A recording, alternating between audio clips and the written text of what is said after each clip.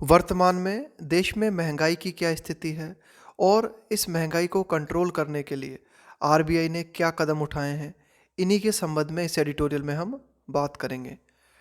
टेनुअस take. टेनुअस का मतलब होता है कि कोई भी विचार या कोई भी परिस्थिति जो कि बहुत ही कमज़ोर हो, जो कि बहुत ही वीक हो। और टेक का मतलब होता है a way of dealing with something, कि भाई किसी चीज़ से निपटने के लिए आप क्या करते हो, है ना। कि भाई कई तरीके हो सकते हैं किसी चीज़ से डील करने के, तो उन्हीं में से एक तरीका जो है उसे हम कहेंगे टैक। तो टेनुअस टैक, तो यहाँ पर टेनुअस टैक का मतलब हुआ कि आरबीआई का जो नज़रिया है कि भाई आरबीआई जिस तरह से महंगाई की सिचुएशन को डील करने की कोशिश कर रही है वो बहुत ही वीक है, बहुत ही कमज़ोर है। Tenuous tack. The RBI must be ready. RBI को मस्ट यानी कि ज़रूर जो है आरबीआई को तैयार होना चाहिए to recalibrate its inflation projection.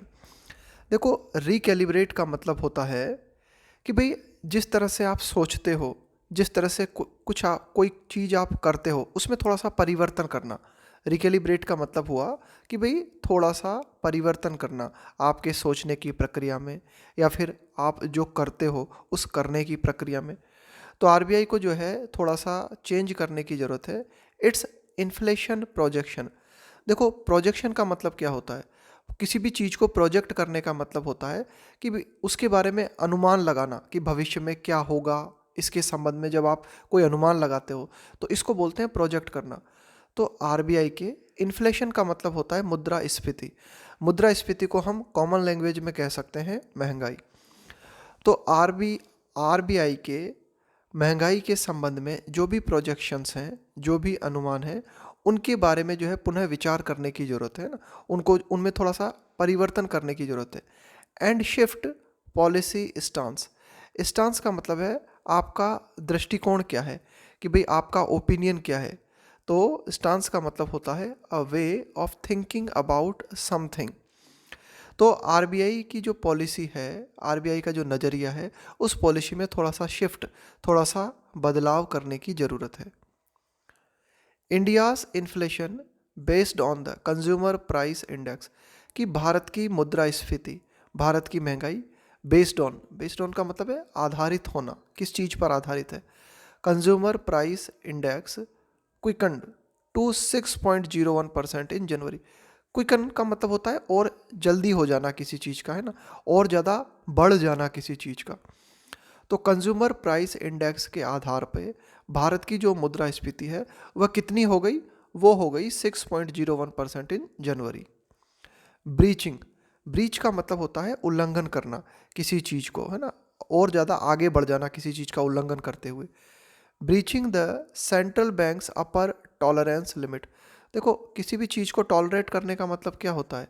किसी भी चीज़ को टॉलरेट करने का मतलब होता है उस चीज़ को बर्दाश्त करना, है ना। तो जो हमारा सेंट्रल बैंक है आरबीआई, है ना, उसने एक अपर लिमिट सेट कर रखी थी कितनी? 6% की, कि भाई जो महंगाई है वह 6% से अधिक नहीं जाना चाहिए। तो ये 6% हमारी, आप कह सकते हो, आरबीआई की टॉलरेंस लिमिट थी। यानी कि आरबीआई ने तय कर रखा था कि भाई महंगाई जो है वो 6% से अधिक नहीं होनी चाहिए। लेकिन जनवरी में ये जो अपर टॉलरेंस लिमिट है, महंगाई इस अपर टॉलरेंस लिमिट को ब्रीच कर गई, इसका उल्लंघन कर गई, यानी कि महंगाई 6% से ज़्यादा हो गई। While the headline number was no surprise.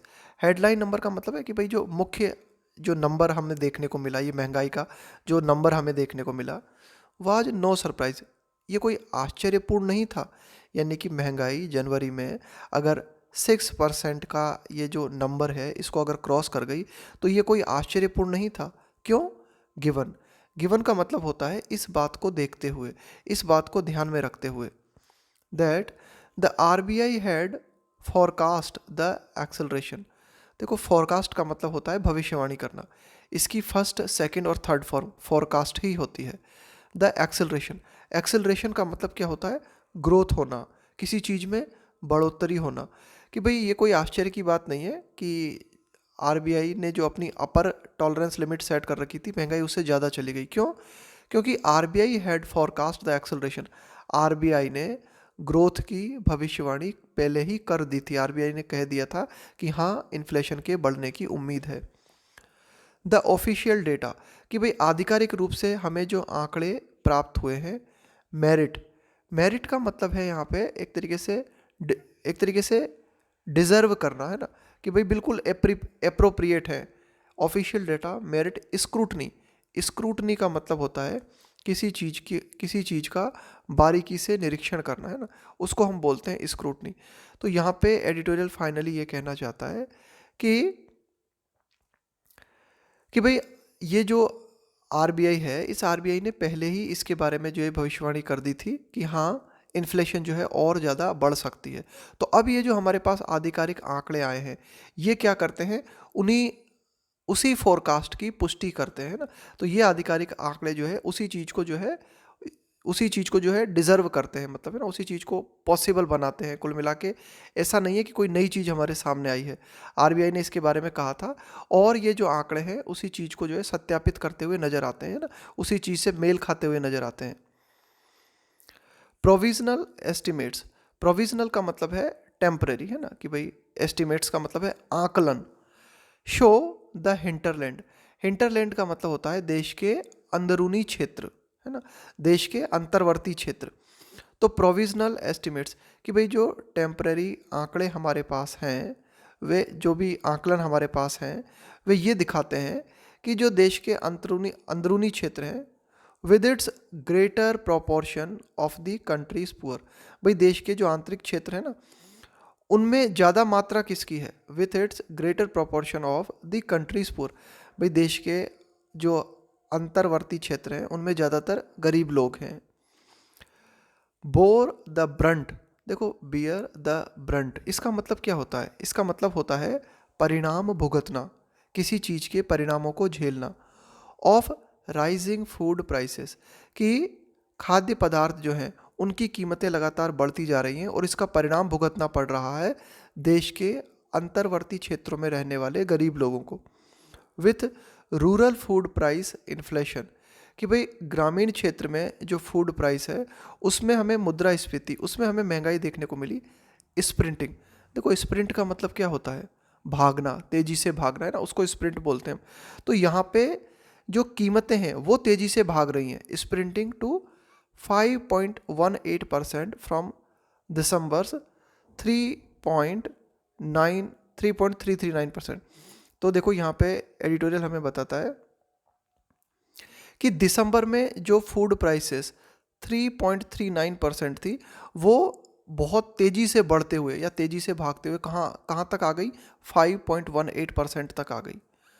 Oils and fats, कि विभिन्न तरह के जो फैट्स हैं, जो वसा है, ऑयल्स हैं, क्विकंड, इनमें भी जो है हमें बहुत ही तेज़ी देखने को मिली। The fastest eight 18.7%। इस एट का प्रयोग करते हैं भाई किस रेट से कोई चीज़ बढ़ रही है।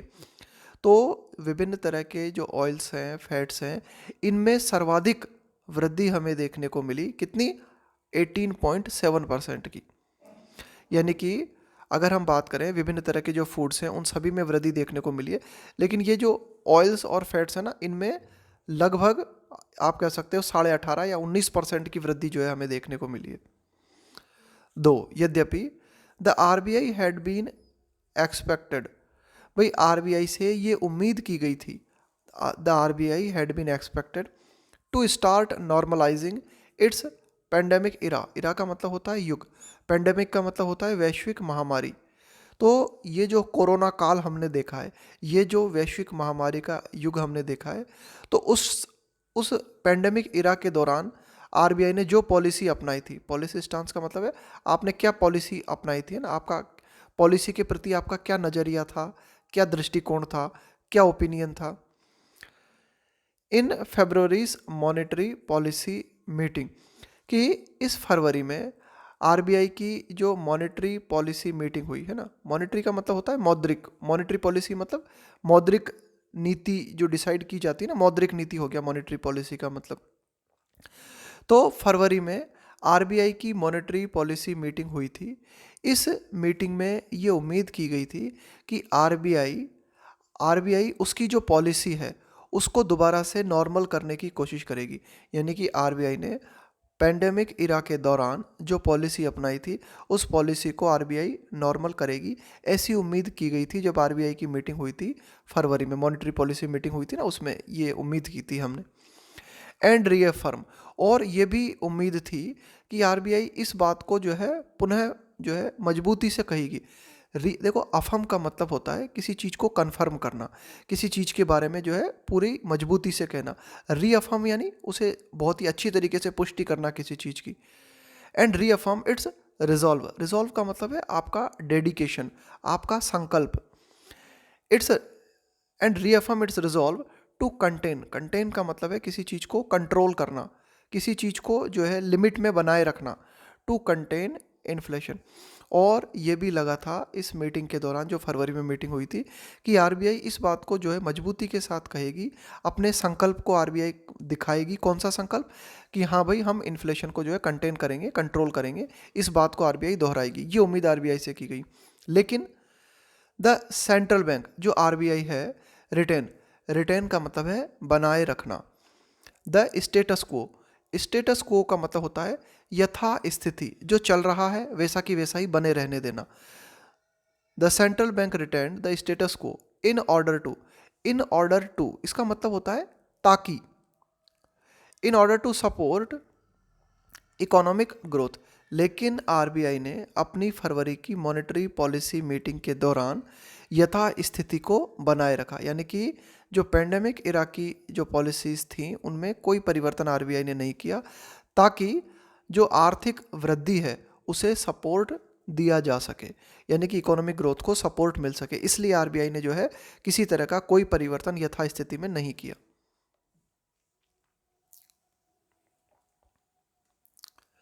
Governor Shaktikanta Das has defended, कि आरबीआई के जो गवर्नर हैं शक्तिकांत दास, डिफेंड करने का मतलब होता है आपका कोई ओपिनियन है उसको सपोर्ट करना, उसको बचाना। डिफेंस है ना, डिफेंस, डिफेंड, ये सारे जो है एक ही शब्द है।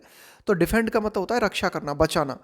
तो आरबीआई के जो गवर्नर हैं उन्होंने अपने बचाव में क्या कहा है?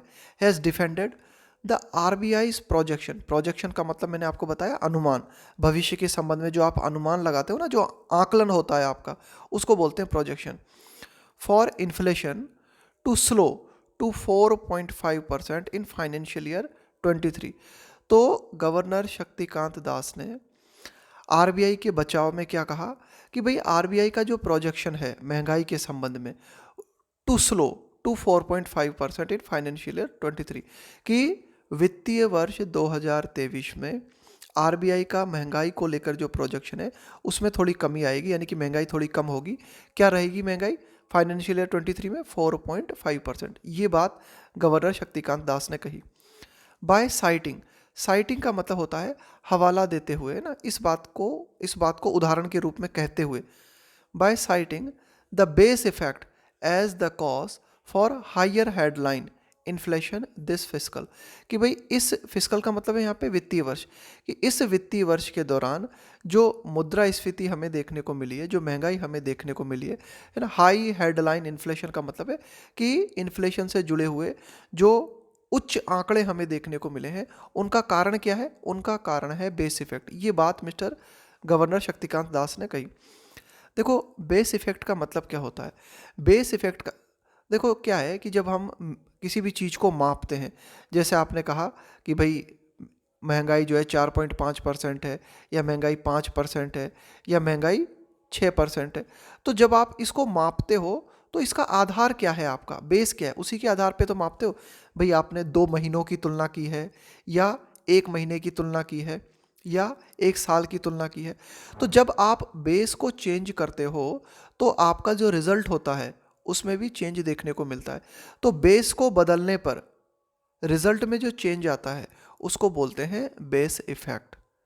The base effect refers to the effect that the choice of a basis of comparison can have on the result of the comparison between data points.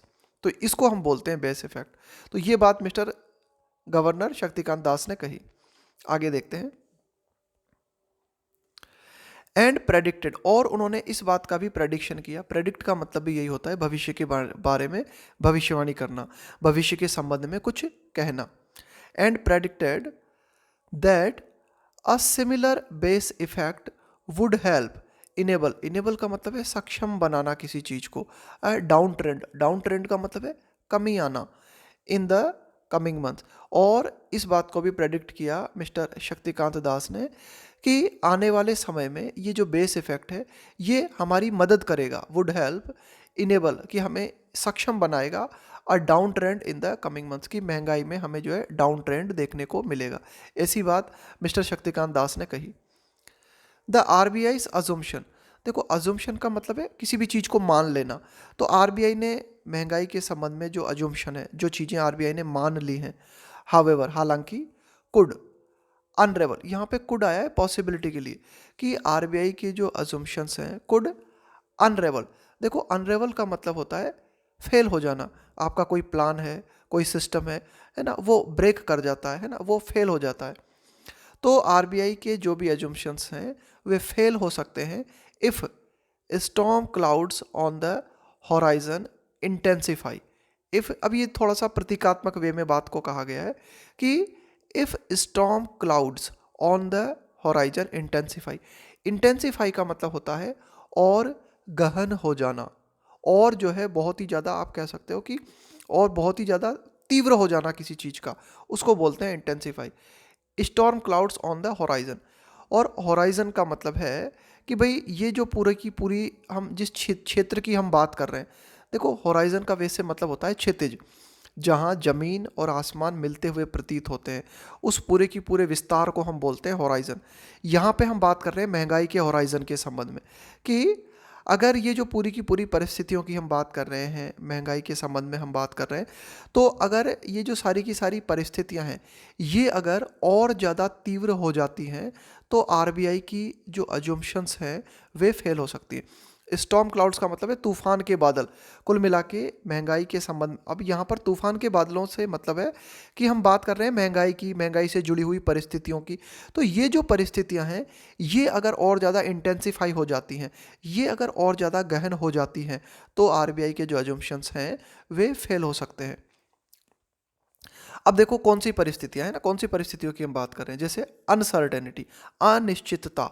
Over, किस बात को लेकर, देखो ओवर का हम प्रयोग करते हैं किसी बात को लेकर। Over the Ukraine Russia tension, कि लगातार अभी हम देख रहे हैं कि यूक्रेन और रशिया में जो है विवाद बने हुए हैं। टेंशन का मतलब है कि भाई बहुत ही ज़्यादा विवाद की स्थिति, तनाव की स्थिति बनी हुई है। पुश का मतलब है धकेलना। ग्लोबल क्रूड प्राइसेस, कि वैश्विक क्रूड प्राइसेस है ना, यहाँ पे क्रूड प्राइसेस से बात हो रही है, कच्चे तेल की बात हो रही है ना, क्रूड का मतलब होता है कच्चा। Crude prices to a 7 year high earlier this week. Earlier का मतलब है शुरुआत में, पूर्व में, कि इस सप्ताह की शुरुआत में यूक्रेन और रशिया के बीच जो टेंशन्स चल रही हैं, इन टेंशन्स ने क्या किया कि वैश्विक कच्चा तेल जो है उसकी कीमतें जो है कितनी चली गई, पिछले 7 सालों में सर्वाधिक ऊंची चली गई। ये जो ग्लोबल क्रूड प्राइसेस है ना, पिछले 7 सालों के दौरान यूक्रेन और रशिया के तनाव के कारण जो कीमतें हैं वे इस पिछले सप्ताह में हमें सर्वाधिक ज़्यादा पहुंच गई है ना, पिछले 7 सालों के रिकॉर्ड स्तर पे पहुंच गई।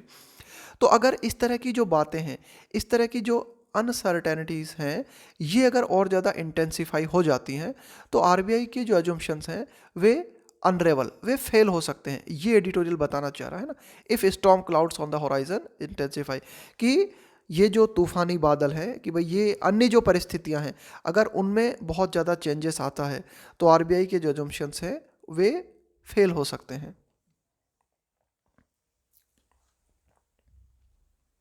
आगे देखते हैं। January inflation in transport and communications, कि जनवरी में अगर हम महंगाई की बात करें ना, ट्रांसपोर्ट के क्षेत्र में, कम्युनिकेशंस है ना, जो संचार का क्षेत्र है, इस क्षेत्र ट्रांसपोर्ट एंड कम्युनिकेशन की, परिवहन और संचार के क्षेत्र में अगर हम बात करें महंगाई की, विच रिफ्लेक्ट्स रिटेल फ्यूल प्राइस, कि भाई ये जो ट्रांसपोर्ट का क्षेत्र है ये किस चीज़ को दर्शाता है, ये दर्शाता है रिटेल फ्यूल प्राइस, कि खुदरा क्षेत्र में जो तेल की कीमतें हैं उसका पता चलता है हमें इस क्षेत्र से।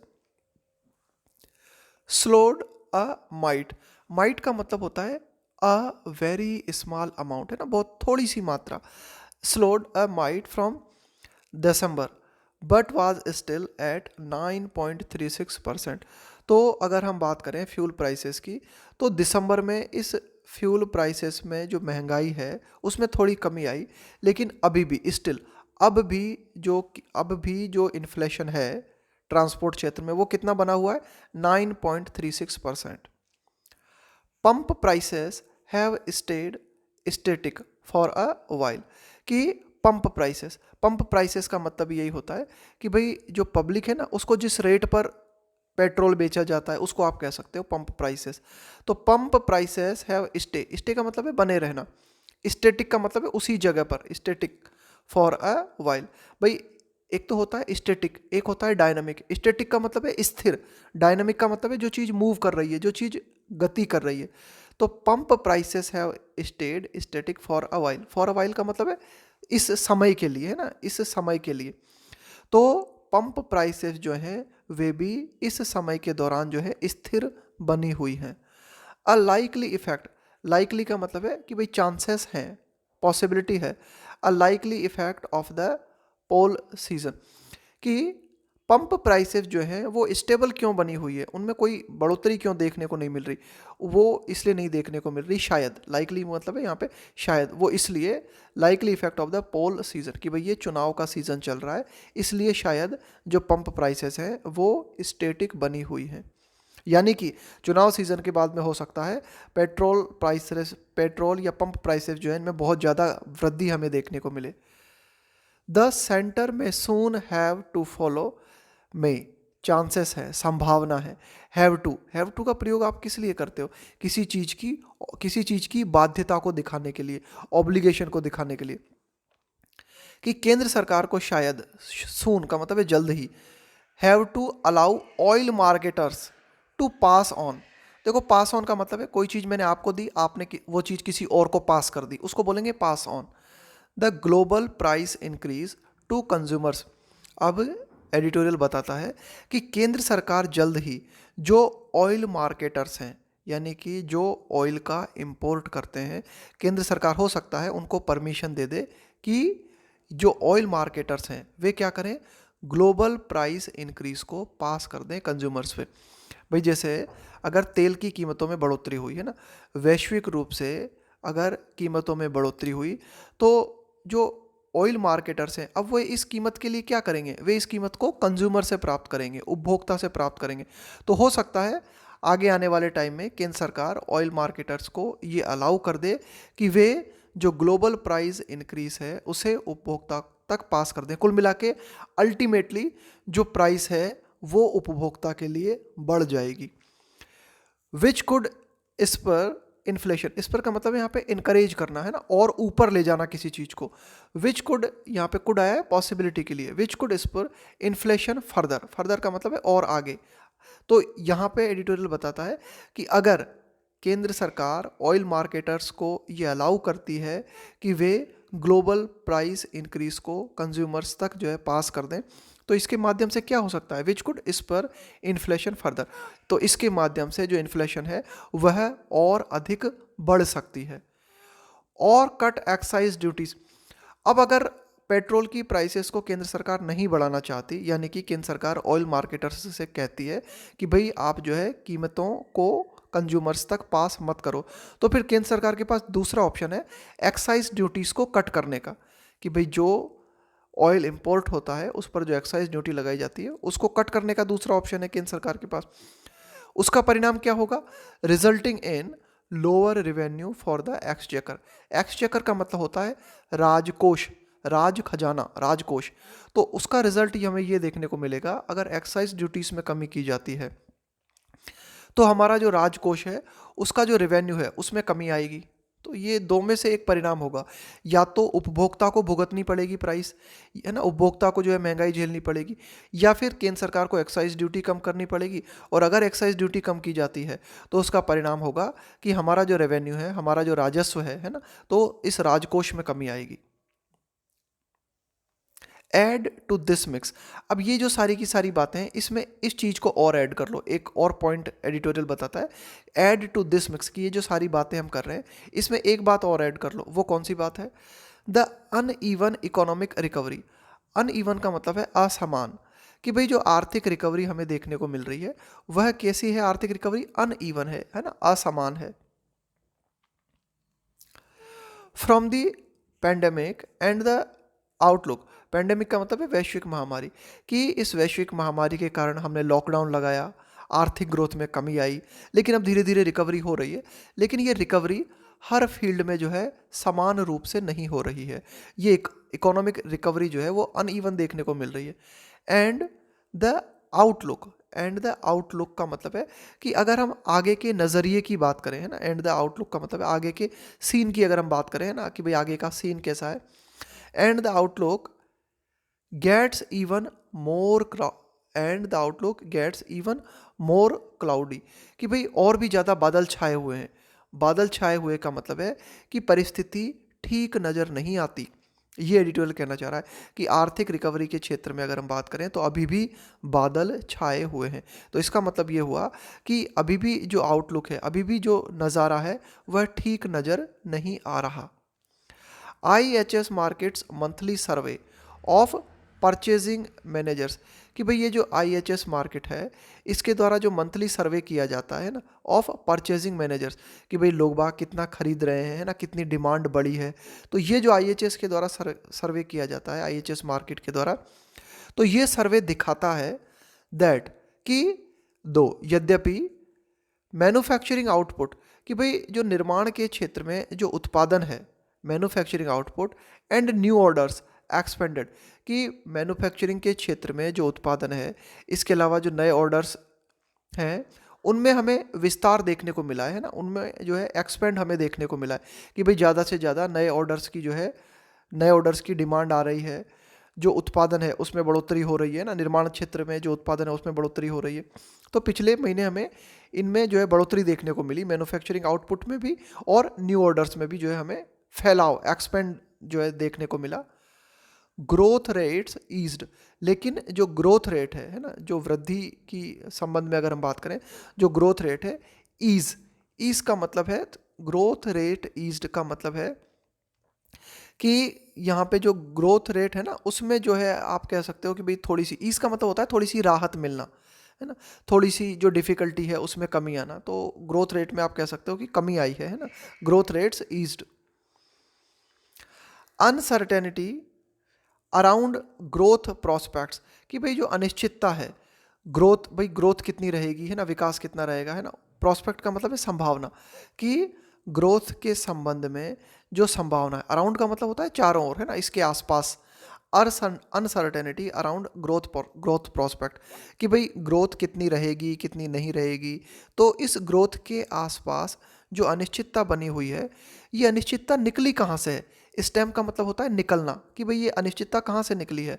फ्रॉम कंसर्न्स, ये अनिश्चितता इन चिंताओं से निकली है। कंसर्न्स का मतलब हो गया चिंताएं।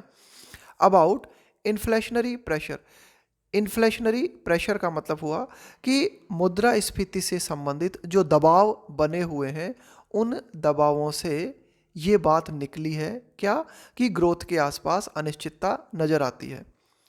The RBI January survey shows house hold का मतलब हो गया एक नॉर्मल, एक एवरेज घर की अगर हम बात करें तो, है ना, house hold. The RBI January survey, RBI का जो जनवरी का सर्वे है वो ये दिखाता है कि हाउस होल्ड्स एक्सपेक्टेशन, कि जो घर हैं वे ये उम्मीद करते हैं, वे ये एक्सपेक्ट करते हैं inflation eight 10.7% a year ahead, कि एक साल बाद, अ ईयर अहेड, एक साल आगे जो इन्फ्लेशन है वह 10.7% तक जा सकती है। ऐसा जो घर परिवार हैं भारत के उनको लगता है। यद्यपि this is a comforting decline from the 12.6% seen in November. यद्यपि, हालांकि, this is a comforting decline, comfort का मतलब है राहत देने वाला, राहत देने वाली कमी, फ्रॉम 12.6% सीन इन नवंबर, कि नवंबर में जो 12.6% इन्फ्लेशन देखी गई उससे ये राहत की बात है। भाई हो सकता है आगे आपको 10.7% जो है इन्फ्लेशन देखने को मिले, लेकिन नवंबर में इन्फ्लेशन देखने को मिली थी कितनी, 12.6%, तो ये राहत की बात है। The significant gap between the RBI's projections and households view, कि भाई द सिग्निफिकेंट का मतलब है काफ़ी महत्वपूर्ण, कि एक बहुत ही ज़्यादा बड़ा गैप हमें देखने को मिलता है किसमें, आरबीआई का प्रोजेक्शन। भाई आरबीआई का इन्फ्लेक्शन के संबंध में जो दृष्टिकोण है, आरबीआई का इन्फ्लेशन के संबंध में जो अनुमान है, और एक एवरेज घर का, एक एवरेज परिवार का महंगाई के संबंध में जो अनुमान है, उसमें हमें बहुत ज़्यादा डिफरेंस देखने को मिलता है ना। इन दोनों के व्यूज़ में हमें इन दोनों का जो विचार है ना, उसमें बहुत ज़्यादा गैप हमें देखने को मिलता है। तो ये गैप क्या सजेस्ट करता है, ये गैप बताता है कि जो कंज्यूमर्स हैं, जो उपभोक्ता हैं, उनकी जो परसेप्शन है, परसेप्शन का मतलब है धारणा, perceptions of price gains are markedly higher, कि जो उपभोक्ता हैं उनकी जो धारणा है कीमतों के बढ़ने के बारे में, वह निश्चित रूप से हम देखते हैं, मार्कडली का मतलब है चिन्हित नज़र आती है, हायर। कुल मिला के जो कंज्यूमर्स हैं उनकी जो परसेप्शंस है, उनकी इस बात को लेकर धारणा ज़्यादा है कि हाँ, प्राइस गेन्स जो है बहुत ज़्यादा होने वाली है आगे आने वाले टाइम में। एंड कुड, और चांसेस बनते हैं कि इस बात की संभावना है, लाइकली का मतलब है कि इस बात की संभावना है, कॉन्स्ट्रेन देयर स्पेंडिंग। देखो कॉन्स्ट्रेन का मतलब होता है लिमिट करना किसी चीज़ को, है ना, उसको हम बोलते हैं कॉन्स्ट्रेन करना। कॉन्स्ट्रेन का मतलब होता है किसी चीज़ को आप जो है, किसी चीज़ को जो है आप लिमिट करते हो, किसी चीज़ को आप जो है सीमित करते हो किसी चीज़ को, है ना। And could likely constrain their spending, spending का मतलब है खर्च करना। तो आगे आने वाले समय में पॉसिबिलिटीज़ बनती हैं, है ना, लाइकली चांसेस बनते हैं कि उपभोक्ता जो है वे अपनी स्पेंडिंग को थोड़ा कम कर सकते हैं। दिस इज़ अनडिज़ायरेबल, अनडिज़ायरेबल का मतलब है अवांछनीय। देखो डिज़ायरेबल का मतलब है जो आप चाहते हो, जो वांछनीय है। दिस इज़ अनडिज़ायरेबल एज, अब ये अनडिज़ायरेबल क्या है, अनडिज़ायरेबल है कि अगर आने वाले टाइम में उपभोक्ता जो है अगर पैसे खर्च नहीं करते हैं तो ये ठीक नहीं है, ये अवांछनीय है। As the NSO, national statistical office advance estimates of GDP growth, कि भाई NSO राष्ट्रीय सांख्यिकीय कार्यालय के द्वारा जो अग्रिम, एस्टिमेट का मतलब है अग्रिम आकलन, जीडीपी ग्रोथ, कि NSO ने अपने आंकड़े दिए हैं जीडीपी ग्रोथ के संबंध में, है ना, जीडीपी ग्रोथ के संबंध में NSO के द्वारा अग्रिम आकलन दिए गए हैं फॉर द करंट फिस्कल, कि भाई ये जो वर्तमान वित्तीय वर्ष है इसमें जीडीपी ग्रोथ क्या रहेगी, है ना, इसके बारे में आकलन NSO के द्वारा दिया गया है। तो वह आकलन क्या दिखाता है, वह आकलन ये बताता है, शो प्राइवेट कंजम्पशन एक्सपेंडिचर, कि भाई निजी क्षेत्र में प्राइवेट कंजम्पशन एक्सपेंडिचर, कि भाई प्राइवेट, है ना, कंजम्पशन एक्सपेंडिचर, कंजम्पशन का मतलब है उपभोग, एक्सपेंडिचर का मतलब है खर्चा, कि निजी क्षेत्र में उपभोग के लिए जो खर्चा किया जा रहा है still lagging behind, lag behind का मतलब है पीछे चलना, the pre pandemic level of financial year 20, कि वित्तीय वर्ष 2020 के पहले का जो लेवल था, प्री पेंडेमिक लेवल, यानी कि वैश्विक महामारी के पहले का प्राइवेट कंजम्पशन, भाई प्राइवेट कंजम्पशन में जो एक्सपेंडिचर किया जा रहा था वो एक्सपेंडिचर ज़्यादा था फाइनेंशियल ईयर 20 के पहले, लेकिन अभी उतना नहीं हो रहा।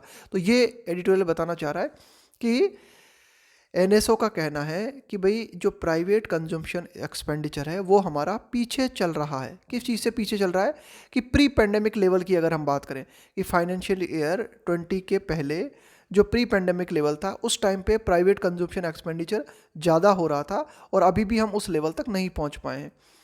एनी वर्सनिंग, वर्सनिंग का मतलब है, वर्स का मतलब है परिस्थिति का और भी ज़्यादा खराब हो जाना, और ज़्यादा बदतर हो जाना।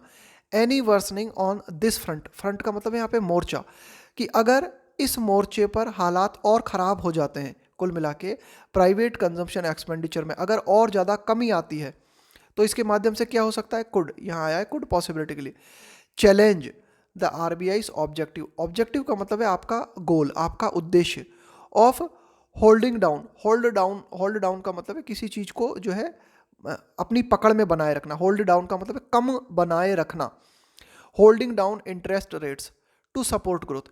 आरबीआई ने ग्रोथ को सपोर्ट करने के लिए जो भी ब्याज दरें हैं उनको नीचे बनाया हुआ है। तो ये जो आरबीआई का गोल है ना, इस गोल को भी चुनौती मिल सकती है कि अगर प्राइवेट कंजप्शन एक्सपेंडिचर जो है इसमें अगर बढ़ोतरी देखने को हमें नहीं मिलती है, अगर हालात और भी ख़राब हो जाते हैं, तो आरबीआई का जो ऑब्जेक्टिव है, आरबीआई का जो उद्देश्य है, उसको और ज़्यादा चुनौती मिल सकती है। क्या है आरबीआई का उद्देश्य?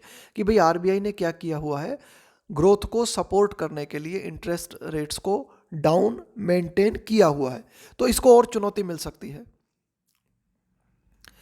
विद गवर्नर दास असर्टिंग, देखो असर्ट का मतलब होता है किसी बात को बहुत मजबूती से कहना।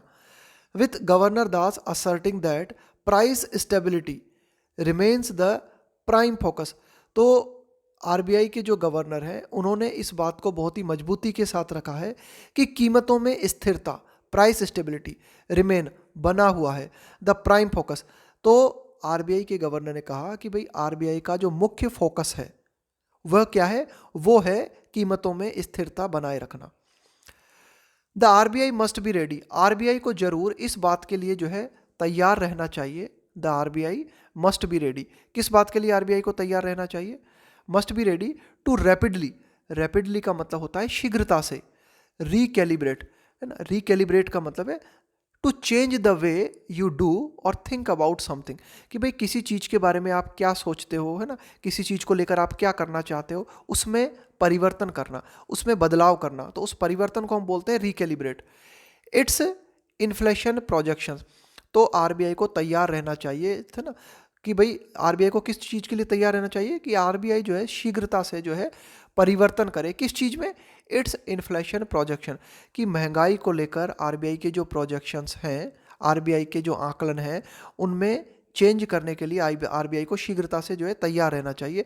And shift policy stance, policy stance, shift का मतलब है परिवर्तन करना, पॉलिसी स्टांस का मतलब है कि भाई आरबीआई का जो दृष्टिकोण है अपनी पॉलिसीज़ को लेकर, उनको चेंज करने के लिए भी आरबीआई को तैयार रहना चाहिए। To match its mandate, mandate का मतलब होता है कोई भी ऑफिशियल ऑर्डर या फिर रिक्वायरमेंट टू डू समथिंग, कि भाई किसी चीज़ को करने की ज़रूरत है या कोई ऑफिशियल ऑर्डर है। तो आरबीआई के जो ऑफिशियल ऑर्डर्स हैं या जिन चीज़ की रिक्वायरमेंट है, उन चीज़ से मैच करने के लिए, है ना, उन चीज़ से मैच करने के लिए आरबीआई को, यानी कि आरबीआई के जो ऑफिशियल ऑर्डर्स हैं या रिक्वायरमेंट है किसी चीज़ को करने की, तो जो रिक्वायरमेंट है ना आपकी, उसी चीज़ से मेल खानी चाहिए आपकी पॉलिसीज़, है ना। तो यही आरबीआई, तो यही फाइनल बात जो है एडिटोरियल कहना चाह रहा है कि भाई आरबीआई को जो है बिल्कुल तैयार रहना होगा जो है परिस्थिति के अनुसार अपनी पॉलिसीज़ को परिवर्तित करने के लिए। अगर आरबीआई ऐसा नहीं करती है तो इस बात की रिस्क है, इस बात का खतरा बना हुआ है क्या? और रिस्क हर्टिंग, हर्ट का मतलब है नुकसान पहुंचना, चोट पहुंचना। इट्स क्रेडिबिलिटी, क्रेडिबिलिटी का मतलब होता है विश्वसनीयता, कि अगर आरबीआई ऐसा नहीं करती है कि भाई परिस्थितियों के अनुसार अपनी पॉलिसीज़ में चेंज नहीं करती है, तो आरबीआई जो है अपनी विश्वसनीयता को ही चोटिल कर सकती है।